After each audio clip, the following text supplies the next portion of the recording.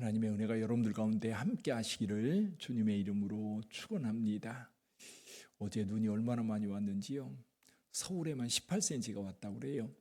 그래서 그 기사 관측 이래 11월 달 최대 적설량을 기록했다고 합니다.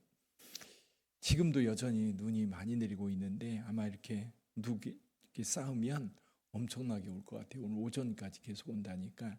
특히 날씨가 오늘 내일 더 추워진다니까요. 길이 얼어붙을 것 같아요. 여러분 오고 갈 때 특히 조심하시기를 바랍니다. 조심하셔야 돼요. 이렇게 미끄러지면 다칠 수 있으니까요. 조심하시기를 바랍니다.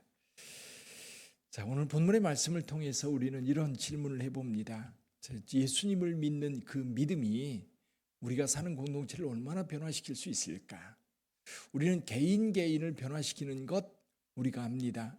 예수를 영접하면 그 사람이 어떻게 달라지는지 우리는 눈으로도 보고 또 주변 사람들뿐만 아니라 나 자신도 예수 믿고 얼마나 달라졌는지 우리는 분명히 알지요. 그리고 이런 확신이 있기 때문에 우리는 어려움을 당한 사람들, 아니 세상의 모든 사람들이 예수 믿었으면 좋겠다. 그 마음, 제 마음은 그렇습니다. 세상 모든 사람들이 예수 바르게 믿고 그 예수의 능력 안에서 복되게 살면 얼마나 좋을까. 죄 사함 받고 영생의 소망을 가지고 또 이 땅에 사는 날 동안도 하나님의 돌보심, 그리고 하나님께서 채워주심, 그리고 하나님께서 늘 함께 하심, 그 믿음을 가지고 살아갈 때 평안할 수 있거든요. 두려움 없이 살 수 있거든요. 불안하지 않거든요. 그러니까 뭔가 많이 있어서 행복한 게 아니라 우리에게 부족해도 다른 사람보다 적게 가졌어도 다른 사람 부족한 것처럼 보이지만 내 안은 우리 예수 그리스도로 인하여 풍족하고 넉넉하고, 그래서 누군가에게 우리 주 예수 그리스도를 전할 수 있는 그런 마음들이 우리 가운데 있는 겁니다.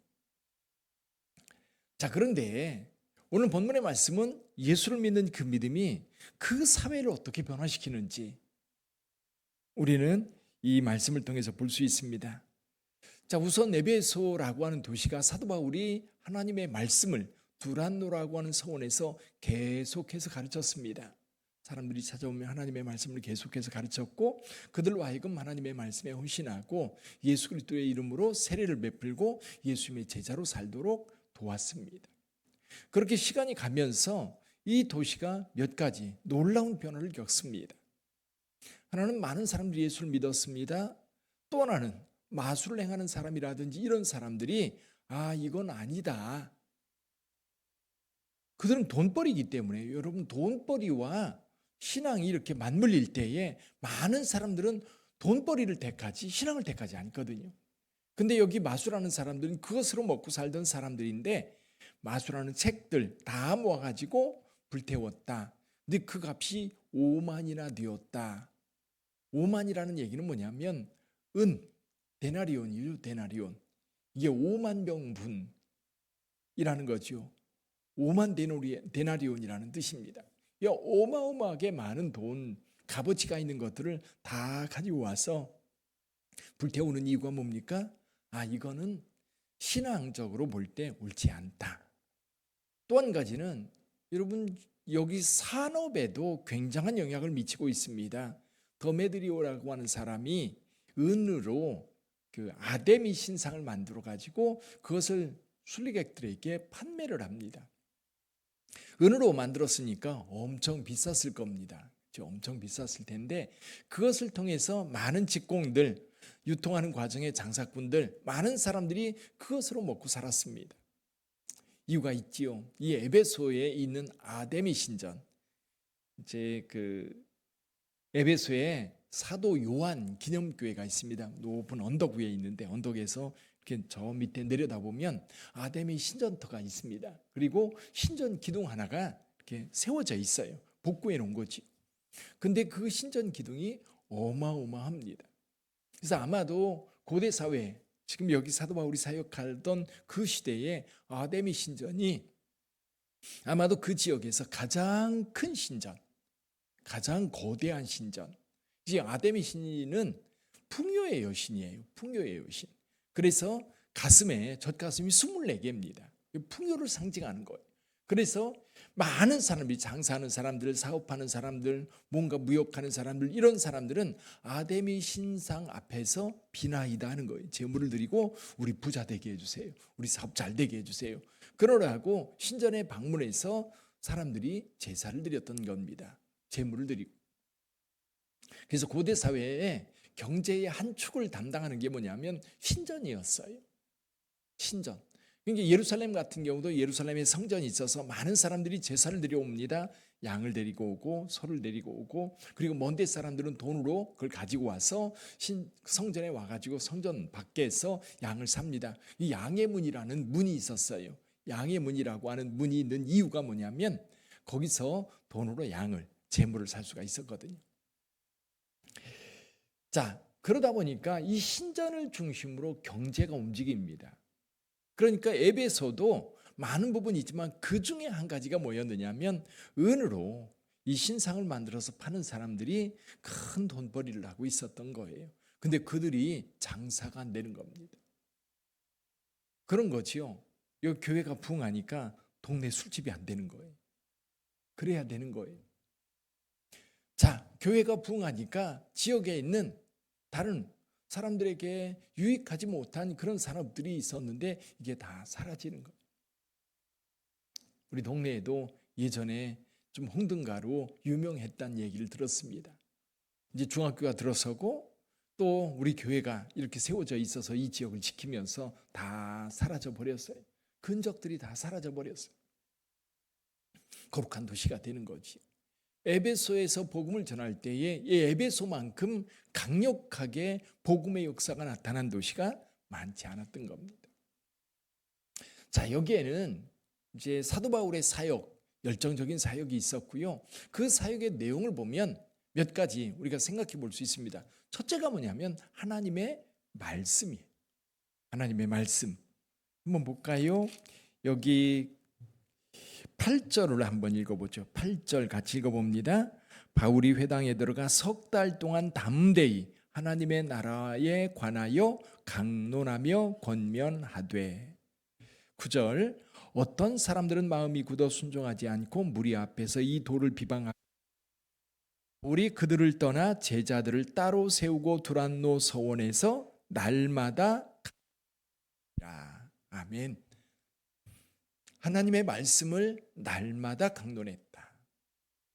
하나님의 말씀이 선포되고 하나님의 말씀이 가르쳐질 때 변화가 일어납니다. 교회도 마찬가지예요. 하나님의 말씀이 가르쳐질 때 변화가 일어납니다. 다른 게 아니에요. 하나님의 말씀이 선포되고 그 말씀이 우리 심령 속에 들어올 때 우리 심령이 달라지는 겁니다. 말씀이 가르쳐질 때 동네가 달라지고 말씀이 가르쳐질 때 나라가 달라지는 거예요. 그래서 여러분, 이 선교 역사를 보면 그 나라 언어로 성경이 번역될 때 그 나라가 부흥하기 시작합니다. 달라지기 시작해요. 우리나라도 성경이 한글로 번역되기 시작하면서 우리나라의 변화에 시작된 거예요. 영국도 성경이 영어로 번역되고 독일 같은 경우도 독일어로 성경이 번역될 때 그 나라가 달라지기 시작한 거예요. 그래서 성경을 읽고 그리고 성경 말씀을 들을 때에 우리의 삶이 달라지는 겁니다. 에베소는 이 말씀이 흥왕하면서 달라지기 시작했던 거예요. 또 한 가지는 바울을 통해서 놀라운 역사들이 많이 일어났습니다. 여기 보면 사도 바울의 그 손을 통해서 놀라운 역사가 나타났다. 11절, 12절 한번 읽어볼까요? 11절과 12절 하나님이 바울의 손으로 놀라운 능력을 행하게 하시니 심지어 사람들이 바울의 몸에서 손수건이나 앞치마를 가져다가 병든 사람에게 얹으면 그 병이 떠나고 악귀도 나가더라. 그래서 여기 스게와의 아들 7명이 바울을 흉내내면서 귀신에게 명했다가 봉변을 당하는 그런 내용이 여기 기록되어 있죠. 여러분, 교회를 통해서 역사가 일어나야 됩니다. 구원의 역사가 일어나고 또 병자들이 고침받는 역사가 일어나야 되고 사람들이 달라지는 역사가 일어나야 됩니다. 그래서 교회 안에서 여러분 가정에 불화가 있던 사람들이 교회 와서 기도하면 그 불화가 해소되고 경제적으로 어려운 사람들이 교회 나와서 기도하면 그 경제적인 문제가 해결되고 또 자녀들 때문에 고통스러워하고 고난당하는 이들이 주님 앞에 나와서 기도하면 자녀들이 달라지고 사업 때문에 어려움이 있어 하나님 앞에 나와 기도하면 그 사업의 문제들이 해결되고 형통함을 경험하는 그런 은혜가 교회를 통해서 나타날 때 세상이 달라지는 겁니다. 뭔가 교회가 힘이 있어야 돼요. 그 힘이 어떤 힘이냐면 성령의 능력이에요. 성령의 능력. 그 능력이 교회 안에서 역사할 때에 세상을 향해 영향력을 미칠 수 있는 겁니다. 특히 중요한 게 뭐냐면 사람들의 변화예요. 여러분, 사람이 달라지면 주변 사람들이 예수 믿어요. 내가 달라지면 주변 사람들이. 그래서 내가 예수 믿고 나니까 성품이 달라지고 생활 습관이 달라지고 가치관이 달라지고 추구하는 것이 달라질 때 같이 사는 사람들이 주변에 가까이 있는 사람이 너 달라졌다. 이 달라졌다라고 할 때 이 달라지게 하는 힘, 그것이 여러분 복음 전도에 굉장한 힘을 발휘합니다. 그래서 저와 여러분들이 오늘 에베소라고 하는 도시 전체가 변화될 때에 그 전체가 변화되는 그 힘이 어디서 왔는가? 하나님의 말씀이 선포되고 강론되어질 때, 또 하나는 그곳에 성령이 역사할 때 하나님께서 그 도시 전체를 변화시켜 주셨다면 이것이 오늘 우리 빛된 교회도 그대로 적용될 줄 믿습니다. 빛된 교회에서 하나님의 말씀이 언제나 바르게 선포되고 그 말씀이 증거되고 가르쳐질 때 우리의 심령들이 달라질 뿐만 아니라 달라진 우리의 삶을 통해서 세상의 변화의 역사가 만들어지는 거예요. 그래서 우리 빛된 교회 부흥을 위해서 기도할 때 여러분 하나님의 말씀을 잘 배우고 가르치는 교회가 되게 해주세요.